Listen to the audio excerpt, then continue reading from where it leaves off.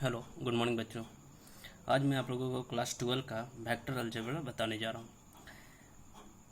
Actually vector algebra पढ़ने से पहले उसमें जो हम लोग को टॉपिक पढ़ना है उसके बारे में हम लोग एक बार डिस्कस कर लेते हैं। वेक्टर अलजेब्रा में जो हम लोग का इंपॉर्टेंट टॉपिक है वो है वेक्टर।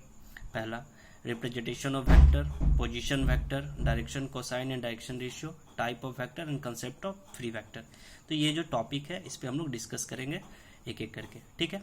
तो एक्चुअली में वेक्टर अलजेब्रा होता क्या है, ठीक है। तो वेक्टर अलजेब्रा होता है क्या कि एक लाइन होता है, ठीक है, जिसमें हम लोग को एडिशन, सब्ट्रैक्शन, मल्टीप्लिकेशन के बारे में डिस्कस करना है इन द वेक्टर सेंस में। तो अब हम लोग पहले वेक्टर क्या होता है, वेक्टर के बारे में हम लोग डिस्कस करते हैं, ठीक है। तो पहले वेक्टर हम लोग 11th क्लास में जो पीसीएम के बच्चे हैं जिन्होंने 11 में पढ़ा है कि वेक्टर में क्या होता है, स्केलर होता है, क्वांटिटीज होता है, दो क्वांटिटीज होता है, फिजिकल क्वांटिटीज, एक वेक्टर क्वांटिटीज और दूसरा स्केलर क्वांटिटीज। तो हम लोग दोनों पे डिस्कस करेंगे कि स्केलर क्वांटिटीज को हम कैसे समझते हैं और वेक्टर क्वांटिटीज को हम कैसे समझते हैं। तो हम लोग फिजिकल क्वांटिटीज के बारे में पहले फिजिकल क्वांटिटीज देखेंगे कि हम लोग को पता है कि दो तरह के फिजिकल क्वांटिटीज होते हैं, एक स्केलर और दूसरा वेक्टर। जिसमें स्केलर को हम लोग क्या, स्केलर का क्या होता है, स्केलर में मैग्नीट्यूड होता है, मैग्नीट्यूड का मीनिंग माप, और वेक्टर जो है जिसमें मैग्नीट्यूड और डायरेक्शन दोनों होता है उसको हम लोग वेक्टर कहते हैं, ठीक है। अब यहाँ पे कैसे समझेंगे कि ये स्केलर है, कौन सा जो लेंथ, मास, टाइम, टेम्परेचर, एरिया, फोर्स, इस तरह का जो भी फिजिकल क्वांटिटी है वो कौन सा स्केलर है, कैसे समझेंगे कि वो वेक्टर क्वांटिटी है, ठीक है। तो स्केलर, स्केलर मतलब मैग्नीट्यूड। मैं एक एग्जांपल लेके बता रहा हूँ कि स्केलर को कैसे डिफाइन करेंगे और वेक्टर को कैसे समझेंगे। जैसे स्केलर क्या होता है, जैसे मान लीजिए कि किसी ने आपसे पूछा कि आपकी हाइट क्या है, तो मान लीजिए कि मेरी हाइट 5'8", 5'6" जो भी हो, तो मान लीजिए हाइट है, किसी भी आदमी का हाइट है ये, तो ये हाइट है, मतलब एक फिक्स मेजरमेंट है। अब हाइट थोड़ी बढ़ेगी, या मान लीजिए कि फिक्स्ड है, तो ये हाइट है, तो इसका मेजरमेंट है यानी मैग्नीट्यूड है। तो जिसका फिक्स्ड होता माप उसको हम लोग स्केलर कहते हैं, ठीक है, इसलिए उसको मैग्नीट्यूड बोल रहे हैं, ठीक है। अब जो है vector quantity magnitude plus direction होता है। तो वेक्टर क्वांटिटी कैसे समझते हैं, कौन सा क्वांटिटीज वेक्टर है। तो मान लीजिए कि आपके पास एक लाइन है, उसके ऊपर एक ब्लॉक रखा हुआ है। देखेंगे कि ये क्यों मैग्नीट्यूड और डायरेक्शन दोनों है। मान लीजिए ब्लॉक रखा हुआ है, इधर से आप इस पर कोई फोर्स लगा रहे हैं या इसको धक्का दे रहे हैं, तो ये किस डायरेक्शन में जाएगा, इस डायरेक्शन में जाएगा। तो यहाँ पे देख रहे हैं कि फोर्स लगाने के बाद क्या हुआ, एक तो ये इसका माप है, मान लीजिए कोई 5 न्यूटन का है, फोर्स लग रहा है या कुछ है, ब्लॉक है, तो इसको हम डायरेक्ट दे रहे हैं, पुश कर रहे हैं इधर से, तो क्या हो रहा है, ये इस डायरेक्शन में जा रहा है। तो एक साथ साथ मैग्नीट्यूड के साथ साथ क्या है, देख रहे हैं इसमें डायरेक्शन भी है। मान लीजिए इधर से करेंगे लेफ्ट हैंड साइड में, तो इधर आएगा ब्लॉक। ऊपर से करेंगे तो थोड़ा सा ये कंप्रेस होगा, ठीक है। नीचे से करेंगे तो ऊपर जाएगा। तो यहाँ पे हम देख रहे हैं कि मैग्नीट्यूड के साथ साथ डायरेक्शन भी हो रहा है, इसलिए ऐसा क्वांटिटी जिसमें मैग्नीट्यूड और डायरेक्शन दोनों हो उसी को हम लोग वेक्टर कहते हैं। तो मान लीजिए ये फोर्स है, तो हम लोग कह सकते हैं force is the best example of vector quantity, ठीक है, हम लोग को समझने के लिए। यहाँ तक कोई प्रॉब्लम नहीं होना चाहिए। अब जैसे मैंने कुछ एग्जांपल लिया है कि उसको दिखाना है कि वो स्केलर है या वेक्टर है। एक्चुअली में ये फिजिक्स का सेंस है, मैथ में हम लोग को कोई मतलब नहीं है कि लेंथ से या टाइम से या टेम्परेचर से या वेक्टर का। यहाँ पे वेक्टर सिर्फ एक लाइन है जिसमें हम लोग को पढ़ना है addition of vector, subtraction of vector और मल्टीप्लिकेशन ऑफ वेक्टर। लेकिन नॉलेज के लिए और पता होना चाहिए कि स्केलर क्वांटिटीज क्या है, वेक्टर क्वांटिटीज क्या है, इसलिए मैं इस पर डिस्कस कर रहा हूँ। अब जैसे लेंथ क्या होगा, अब लेंथ का तो कोई डायरेक्शन होता नहीं है, क्या लेंथ को क्या बोलेंगे कि लेंथ इधर जा रहा है इधर जा रहा है, ऐसा नहीं ना बोल सकते हैं। तो लेंथ क्या है, स्केलर है, ठीक है। मास का वेट होता है, थोड़ी मास इधर मूव करेगा उधर मूव करेगा, तो ठीक है, ये भी स्केलर है। टाइम भी स्केलर है, टेम्परेचर भी स्केलर है, समझ रहे हैं। एरिया भी मूव नहीं करेगा। अब एरिया का कोई डायरेक्शन होगा कि एरिया इस डायरेक्शन में हो, कभी सुने हैं बोलते हुए कि एरिया इस डायरेक्शन में है, एरिया इस डायरेक्शन में है, नहीं। लेकिन फोर्स का है, फोर्स क्या है, ये वेक्टर है। क्यों वेक्टर है, क्योंकि इसमें भी हम लोग देख रहे हैं कि डायरेक्शन के साथ साथ मैग्नीट्यूड भी है या मैग्नीट्यूड के साथ साथ डायरेक्शन भी है। तो फोर्स, वेलोसिटी, ये क्या है, वेक्टर क्वांटिटी है। एक्सीलरेशन, वेक्टर क्वांटिटी है, ठीक है। तो ये सब वेक्टर क्वांटिटी है। आप क्लास 11th में जो भी पीसीएम के स्टूडेंट है फिजिक्स में पढ़े होंगे कि vector quantity, difference between vector quantity and scalar quantity, ठीक है। तो आपको समझ में आ गया कि वेक्टर क्वांटिटी क्या होता है, स्केलर क्वांटिटी। ये फिजिक्स के लिए है, लेकिन हम लोग को जो मैथमेटिकल टर्म्स में पढ़ना है उसमें इसका कोई काम नहीं है, लेकिन ये नॉलेज के लिए बताया जा रहा है क्योंकि आपको पता होना चाहिए डिफरेंसेस, ठीक है। अब हम लोग बात करेंगे रिप्रेजेंटेशन ऑफ वेक्टर के बारे में, ठीक है। कैसे रिप्रेजेंट करते हैं वेक्टर को। तो देखिए, मान अभी हम लोग क्या बताते हैं कि वेक्टर एक लाइन है। तो वेक्टर एक लाइन है जिसका डायरेक्शन, इसका पॉसिबल डायरेक्शन क्या है, एक इधर जा सकता है, एक लाइन इधर जा सकता है। मान लीजिए इस लाइन का पॉसिबल डायरेक्शन इस डायरेक्शन में, इस डायरेक्शन में। तो वेक्टर है जस्ट, मतलब वेक्टर को हम लोग कहते हैं vector is directed line. Vector एक डायरेक्टेड लाइन है, ठीक है। तो अब वेक्टर को रिप्रेजेंट कैसे करेंगे, ठीक है, लिखना कैसे है, वेक्टर को समझेंगे कि लिखें कैसे इन द मैथमेटिक्स टर्म में, ठीक है। तो मान लीजिए कोई लाइन है, एक लाइन है। अब जैसे हम लोग, लाइन क्या होता था, लाइन में सेगमेंट होता था, A B is the line segment. तो ये जस्ट उसी की तरह है, ठीक है। लेकिन यहाँ पे हम लोग इसको वेक्टर की तरह देखेंगे। तो मान लीजिए कि मेरा एक ये पॉइंट है जिसको हम लोग इनिशियल पॉइंट बोलते हैं। ये क्या है, टर्मिनल पॉइंट, ठीक है, या इसको टेल बोलते हैं या इसको हेड बोलते हैं, ये भी बोलते हैं। तो मान लीजिए कि हम इनिशियल पॉइंट को ए ले रहे हैं और टर्मिनल पॉइंट को बी ले रहे हैं। तो वेक्टर को कैसे रिप्रेजेंट करेंगे। तो वेक्टर देख रहे हैं किस डायरेक्शन में जा रहा है, ए से बी की ओर। तो इस डायरेक्शन में है, तो जिस डायरेक्शन में जाएगा तो A B is the directed line, ये लाइन है। और ये जो ऊपर है, ये जो एरो दिख रहा है, ये वेक्टर का सिंबल है, ठीक है। तो ये ए बी डायरेक्शन मतलब ए से बी की ओर वेक्टर है, ठीक है। तो ये ए बी वेक्टर पढ़ेंगे इसको। सेम यदि मान लीजिए कि हम वेक्टर के ऊपर कोई मैग्नीट्यूड ले लिए, हम पढ़ें कि vector is direction as well as magnitude, okay. तो मान लीजिए कि हम ए कोई मैग्नीट्यूड ले लिए, तो इसको कैसे रिप्रेजेंट करेंगे। तो ये क्या है, ये खुद एक वेक्टर फॉर्म में है, ठीक है। अब ये ए बी डायरेक्शन में था, हम इसको बी ए डायरेक्शन में भी कर सकते हैं। तो ये ए टू बी, ए बी यदि है तो हम ये ऐसे नहीं लिख सकते हैं, डायरेक्शन देखेंगे और वेक्टर को उसी तरह रिप्रेजेंट करेंगे।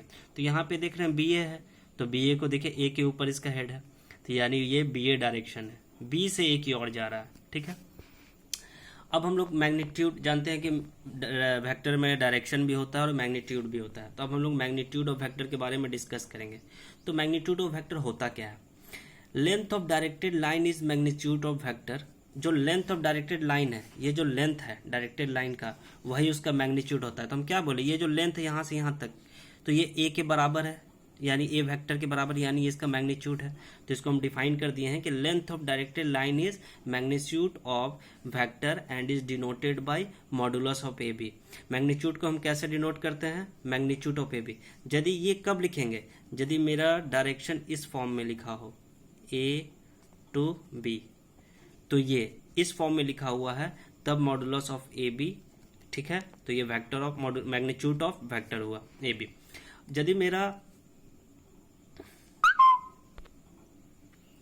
यदि मेरा मैग्नीट्यूड इस फॉर्म में है, ठीक है, मैग्नीट्यूड दिया हुआ है ए और यहाँ पे ए बी है, इसका लेंथ ही दिया हुआ है, ए बी नहीं है, यही लेंथ है। तो मेरा क्या होगा, magnitude of vector mod of A, ठीक है। तो हम लोग रिप्रेजेंट करेंगे, जब तक लाइन को रिप्रेजेंट करना या वेक्टर को रिप्रेजेंट करना नहीं सीखेंगे तो मैथ को कैसे बनाएंगे। तो पहले हम लोग लिखते हैं, फिर इसको समझते हैं, सीखते हैं, तब ना मैथ बनाते हैं। इसलिए पहले हम लोग इसको रिप्रेजेंट करना सीखेंगे कि रिप्रेजेंटेशन ऑफ वेक्टर कैसे करते हैं। तो ये समझ में आ गया आप लोगों को। नेक्स्ट जो हम लोग का टॉपिक है वो हम लोग पढ़ेंगे पोजीशन ऑफ वेक्टर, ठीक है। पोजीशन वेक्टर होता क्या है, कैसे इसको रिप्रेजेंट करते हैं। पहले मैं आसान भाषा में समझा देता हूँ पोजीशन वेक्टर्स होता क्या। पोजीशन वेक्टर यदि किसी पॉइंट से, इनिशियल पॉइंट से टर्मिनल पॉइंट पे जाके जो वेक्टर मिलता है, ठीक है, जैसे इनिशियल पॉइंट है, ये टर्मिनल पॉइंट है, तो जिस पोजीशन से, तो इस पोजीशन से यहाँ पे आके जो वेक्टर मिलेगा उसी को हम लोग पोजीशन वेक्टर कहते हैं। तो हम लोग 3D में उसको देखते हैं कि 3D में कैसे हम लोग बनाते हैं। तो ये मैंने एक 3D स्पेस लिया, 3D, जहाँ पे इसको मैं y एक्सिस मान रहा हूँ, इसको x एक्सिस, इसको z एक्सिस। एक 3D प्लेन बना रहा हूँ, देख रहा हूँ। ये जो लाइन है ध्यान से आप लोग बना सकते हैं, ऐसे रिप्रेजेंट कीजिएगा। ये हो गया, ये आप लोग 3D स्पेस बनाए। तो अब देख रहे हैं यहाँ पे पॉइंट है, ये जो पॉइंट है यदि इसका लेंथ x है और इसका लेंथ y है, इसका लेंथ z है, तो p का कोऑर्डिनेट पॉइंट क्या होगा, एक्स वाई जेड। 11 क्लास में भी हम लोग 3D पढ़े थे, ठीक है। तो इसका कोऑर्डिनेट पॉइंट क्या हो गया, एक्स वाई जेड, और यहाँ ऑर्डिनेट का कोऑर्डिनेट पॉइंट क्या हो गया, 0,0, ठीक है। तो ये जो यहाँ से इसका दूरी है O से P का दूरी, यहीं पे हम लोग को पोजीशन वेक्टर निकालना, ओरिजिन से P तक का। तो मैं इसको डिफाइन किया हूँ, दिखाऊँ। Position vector of A point P is a vector whose initial point is origin and terminal point is P x, y, z, ठीक है। तो हम लोग पोजीशन वेक्टर को रिप्रेजेंट कैसे करते हैं, ठीक है। तो पोजीशन वेक्टर समझ में आ गया। पोजीशन वेक्टर हमेशा हम लोग 3D स्पेस में बनाएंगे। तो आप 3D स्पेस को इमेजिन करेंगे, जिसका इमेजिन पावर अच्छा रहेगा आप अच्छे से इमेजिन कर सकेंगे 3D स्पेस को, ठीक है। तो देख रहे position vector of P, point P is a vector whose initial is origin and terminal is P x, y, z, ठीक है। तो पोजीशन वेक्टर क्या है, मेरा P है, क्योंकि कहाँ से कहाँ जा रहा है, या इनिशियल से फाइनल, यानी जहाँ से स्टार्ट होके जिस पॉइंट पे जा रहा है वही मेरा पोजीशन वेक्टर है। तो पोजीशन वेक्टर को हम P माने हैं, और वो क्या है, कैसे रिप्रेजेंट करेंगे इसको, OP से, क्योंकि इसका डायरेक्शन देखिए किधर है, OP की ओर। अब हम लोग पोजीशन वेक्टर लिख लिए। पोजीशन वेक्टर को रिप्रेजेंट कैसे कर लिए, समझ गए। अब उसका हम लोग मैग्नीट्यूड को कैसे, इसका यूज़ हम आगे बताएंगे कैसे ये हुआ, ठीक है। लेकिन अभी हमको समझना है कि इसका मैग्नीट्यूड कैसे फाइंड करेंगे। तो मैग्नीट्यूड यानी इसका लेंथ, O से P का लेंथ, तो O से P का length, the magnitude of OP, vector OP is √x² + y² + z²। कब, ये इस डायरेक्शन के लिए, O से P के लिए, ठीक है, इसलिए ये OP ली है, मॉड ऑफ OP। यदि सिंगल पॉइंट R के लिए, याद होगा मैंने पीछे बताया था कि यदि सिंगल पॉइंट मैग्नीट्यूड मेरा A है, तो इसका हम लोग मैग्नीट्यूड कैसे निकालेंगे, ठीक है। तो इसको हम लोग R से रिप्रेजेंट करते हैं, वेक्टर R से।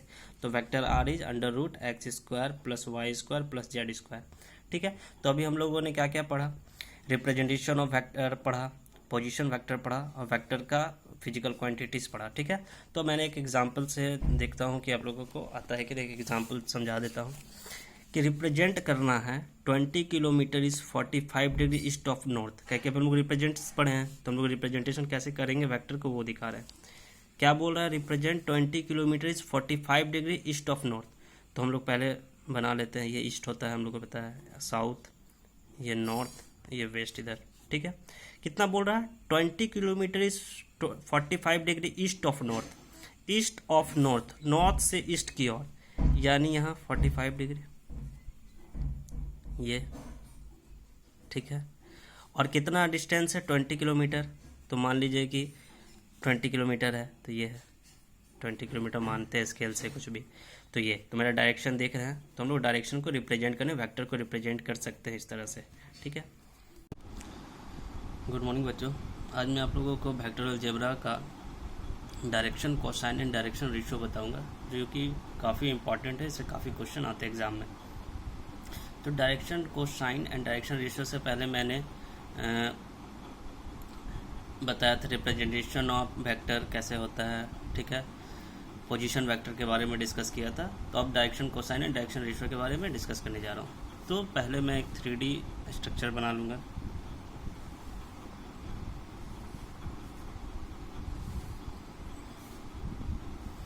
तो इसे मैं y एक्सिस x और इसे क्या मान रहा हूँ, z एक्सिस। अब 3D स्ट्रक्चर जिसका ड्राइंग अच्छा है वो बच्चे काफ़ी अच्छा ही स्ट्रक्चर बनाते हैं। मेरा ड्राइंग उतना अच्छा नहीं है, तो मैं ट्राई कर रहा हूँ।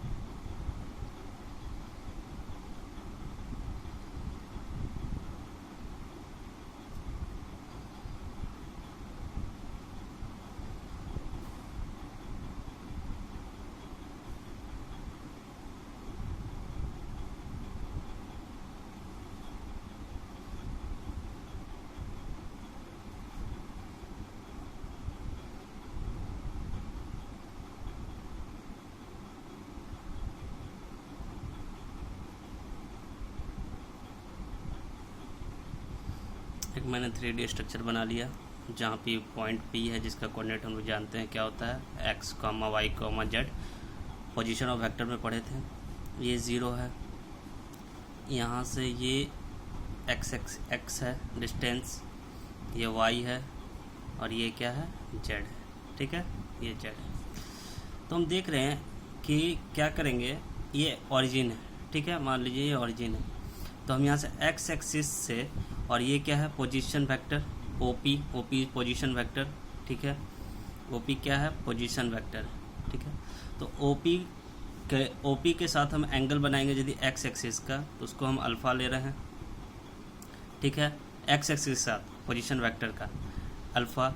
यदि ओपी का वाई एक्सिस के साथ ले रहे हैं तो बीटा एंगल, और ओपी पोजीशन वेक्टर का जेड एक्सिस के साथ ले रहे हैं तो गामा एंगल, ठीक है। तो आप लोग स्ट्रक्चर को अच्छे से बनाइएगा। हम यहाँ पे कुछ डिस्कस कर रहे हैं कि डायरेक्शन कोसाइंस होता क्या है। पहले फिगर के बारे में हम लोग, फिर थीटा क्या है, एंगल क्या है, कोऑर्डिनेट पॉइंट क्या है, उसके बारे में डिस्कस कर लेते हैं। Suppose OP is position vector, ठीक है, ओपी क्या है, पोजीशन वेक्टर है, with making angle of x, y, and z axis with alpha, beta and gamma. मतलब एक्स एक्सिस के साथ अल्फ़ा एंगल बनाया है, वाई एक्सिस के साथ beta angle and Z axis के साथ गामा एंगल। आप देख रहे हैं फिगर में भी, ठीक है। तो आप फिगर को अच्छे से समझिएगा क्योंकि ये 3D इमेजिनेशन है, तो 3D में आपको ध्यान से समझना होता है। 2D में आप समझ जाते हैं, पर 3D में आपको ध्यान से समझना होता है। अब हम लोग क्या करेंगे, डायरेक्शन कोसाइन लिखते कैसे हैं। तो डायरेक्शन कोसाइन, हर एक्सिस के लिए हमको डायरेक्शन कोसाइन चाहिए। डायरेक्शन कोसाइन यानी कॉस। तो डायरेक्शन कोसाइन के लिए देख रहे हैं, ये पोजीशन वेक्टर का एक फिगर जो ड्रॉ हो रहा है यहाँ से, ये पोजीशन वेक्टर, तो इस तरह का एक फिगर ड्रॉ हो रहा है। आप देख सकते हैं कि इस तरह का एक पोजीशन ड्रॉ हो रहा है, ठीक है। ये एक्स एक्सिस है, ये एक्सिस है पोजीशन वेक्टर के विथ ये, और ये इस तरह का आप यहाँ फिगर में आप देख सकते हैं यहाँ से, ठीक है। आपको इसको अच्छे से समझना होगा, क्योंकि यदि आप फिगर नहीं समझेंगे तो आप डायरेक्शन कोसाइंस का प्रूफ नहीं आता है, लेकिन समझने के लिए ज़रूरी है ये चीज़, तो आप इसको ध्यान से देखें। तो इस तरह का एक फिगर ड्रॉ हो रहा है राइट एंगल ट्राइंगल की तरह। तो हम लोग लिखेंगे डायरेक्शन कोसाइन, डीसी को हम लोग क्या डिनोट कर रहे हैं, डायरेक्शन कोसाइन। डायरेक्शन कोसाइन मतलब, तो इस तरह का तीन, हर एक्सिस के लिए एक इस तरह का फिगर बनेगा।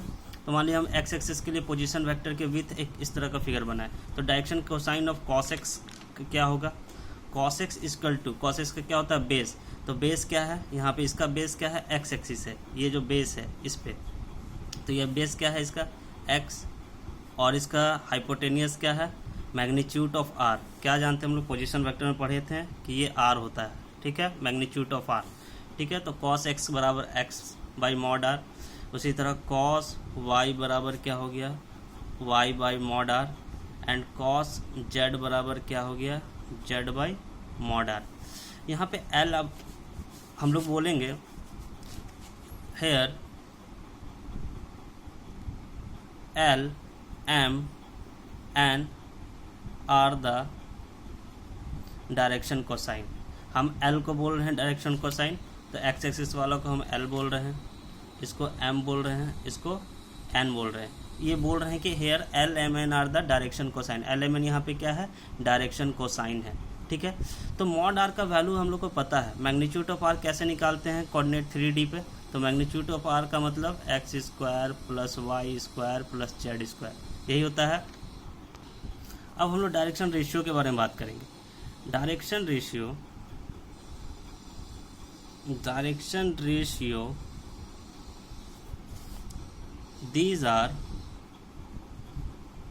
these are number A, B, C such that they are proportional to direction cosine, ठीक है। क्या होता है, डायरेक्शन रेशियो कोई एक नंबर मानते हैं ABC, जो किसके प्रोपोर्शनल होता है, डायरेक्शन कोसाइन के प्रोपोर्शनल होता है। तो मान लीजिए कि A कोई नंबर है जिसको हम डायरेक्शन रेशियो बोल रहे हैं, वो किसके प्रोपोर्शनल, डायरेक्शन कोसाइन का। तो डायरेक्शन कोसाइन को हम लोग क्या माने हैं, एल एम एन। तो इसको हम क्या लिख सकते हैं, A by l, B by m equal to C by n equal to R, इसको बोल दे रहे हैं हम लोग से, ठीक है। तो ये हो गया डायरेक्शन रेशियो और डायरेक्शन कोसाइन हम लोग पहले निकाले हैं। तो इन लोग के बीच में रिलेशन क्या होता है, रिलेशन among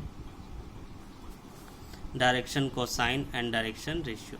ठीक है, एक क्या रिलेशन होता है, तो देखिए डायरेक्शन कोसाइन में क्या रिलेशन होता है एक दूसरे में, l square plus m square plus n square equal to 1। ये किस तरह होता है, ये अभी प्रूफ कर देते हैं कि एल स्क्वायर, ये रिलेशनशिप एमंग डायरेक्शन कोसाइन का रिलेशन होता है l square plus m square plus n square equal to 1। तो यहाँ पे हम देखे हैं देयरफॉर एल बराबर क्या होता है, x by magnitude of r, m बराबर क्या होता है, y by magnitude of r, and N बराबर क्या होता है, z by magnitude of are.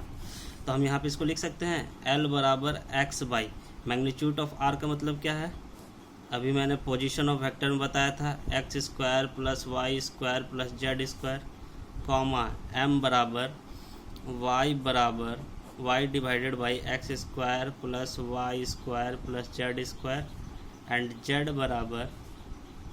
N बराबर Z by root under X square plus Y square plus Z square. ठीक है, तो हम कह रहे हैं कि ये मेरा क्या है, अब देख रहे इसको हम यदि जोड़ेंगे स्क्वायरिंग बोथ साइड करके तो ये वाला आएगा कि नहीं आएगा, तो इसी से ये आया है रिलेशनशिप।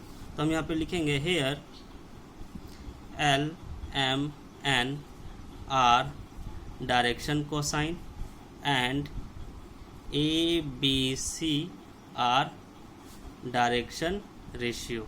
ठीक है, तो ये मेरा हो गया एल बराबर हम लोग क्या लिख सकते हैं, तो ये L M N are direction cosine and A B C are direction ratio. तो डायरेक्शन रेशियो बराबर क्या हो जाएगा, L by A root under A square plus B square plus C square, M बराबर क्या हो जाएगा, B by root under A square plus B square plus C square, और एन बराबर क्या हो जाएगा, C by root under A square plus B square plus C square. तो ये मेरा डायरेक्शन रेशियो निकल गया, और ये जो मेरा निकला था ये पीछे ये क्या था, ये मेरा डायरेक्शन कोसाइन निकल गया। ठीक है, गुड मॉर्निंग बच्चों, अब मैं आप लोगों को वेक्टर अलजेब्रा में टाइप ऑफ वेक्टर्स के बारे में बताने जा रहा हूँ। टाइप ऑफ वेक्टर्स के बारे में डिस्कस करना है तो कुछ टाइप्स है जो वेक्टर का, जो काफ़ी इजी है, बस आपके बुक में भी इसका डिफिनेशन है, बट मैं यहाँ पे आपका हल्का एक्सप्लेन कर देता हूँ ताकि आपको प्रॉब्लम बनाने में ज़्यादा दिक्कत ना आए। ठीक है, जैसे सबसे पहला जीरो वेक्टर, तो जीरो से आप, जैसा जीरो है तो जीरो यानी क्या होगा, जिसका मैग्नीट्यूड जीरो हो।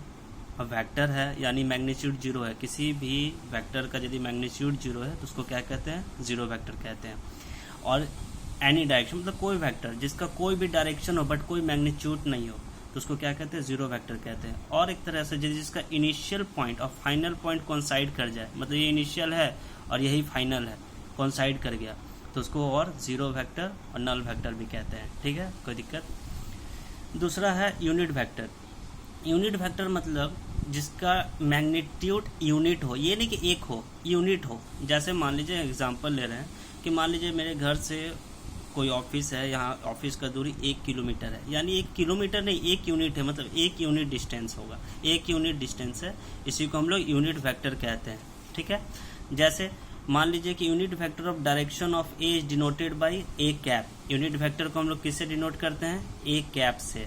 ठीक है, तो ए कैप बराबर vector of A divided by magnitude of A, इसका फॉर्मूला है किसका, यूनिट वेक्टर का। ठीक है, अभी बहुत सारा आपको प्रॉब्लम मिलेगा, तब आप ये फॉर्मूला याद रखें कि यूनिट वेक्टर कैसे फाइंड करते हैं। ठीक है, थर्ड नंबर है coinitial vector, coinitial vector.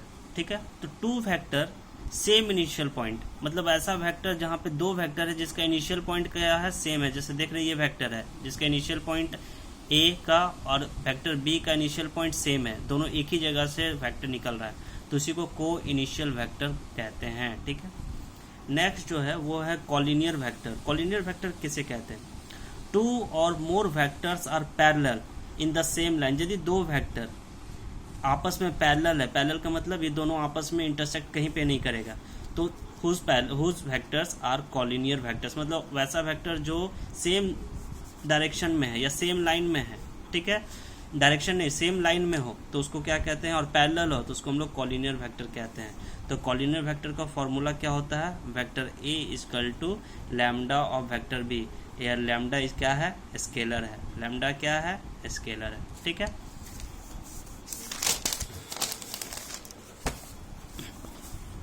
और हम लोग जो नेक्स्ट है वो है इक्वल वेक्टर। इक्वल वेक्टर क्या है, they have same equal magnitude and same direction.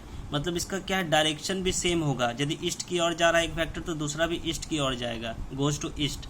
और वेक्टर ए और वेक्टर बी क्या है, दोनों का डायरेक्शन भी सेम होना चाहिए और मैग्नीट्यूड भी सेम होना चाहिए, तो उसको हम लोग इक्वल वेक्टर्स कहते हैं। तो यदि दो वेक्टर इक्वल है, यानी vector A equal to vector B है, तो उसका मैग्नीट्यूड ऑफ ए और मैग्नीट्यूड ऑफ बी भी क्या होगा, आपस में इक्वल होगा, ठीक है।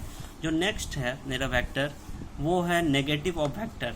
तो नेगेटिव वेक्टर का मतलब साफ समझ में आ रहा है कि यदि कोई वेक्टर इस डायरेक्शन में हो, अपोजिट डायरेक्शन में हो, तो नेगेटिव होगा। जैसा सेम मैग्नीट्यूड सेम होना चाहिए दोनों वेक्टर का, बट अपोजिट डायरेक्शन अपोजिट होना चाहिए। तो देख रहे हैं ए बी वेक्टर का जो मेरा डायरेक्शन है वो ईस्ट की ओर, और बी ए जो वेक्टर का डायरेक्शन है वो वेस्ट की ओर है, यानी A B vector is minus B A, यानी ये क्या है, नेगेटिव ऑफ वेक्टर्स है, ठीक है। तो ये आपका टाइप ऑफ वेक्टर्स हो गया।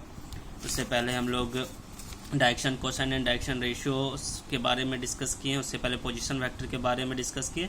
ये वेक्टर्स को इतना एक्सप्लेन क्यों किया जा रहा है, बेसिकली क्योंकि आप जब प्रॉब्लम बनाएंगे तो ये सब टर्म्स आपको यूज़ होगा, ताकि आपको प्रॉब्लम बनाने में आसानी हो। इसलिए डेफिनेशन, कोई भी क्वेश्चंस बनाने के लिए, एग्जाम्पल बनाने के लिए आपको डेफिनेशन याद होना चाहिए, ठीक है। यदि आप डेफिनेशन याद नहीं है तो आपको प्रॉब्लम कहीं ना कहीं थोड़ा सा होगा, ठीक है। तो पहले आप अच्छे से डेफिनेशन याद कर लो, समझ लो कि डायरेक्शन कोसाइन क्या है, डायरेक्शन रेशियो क्या है।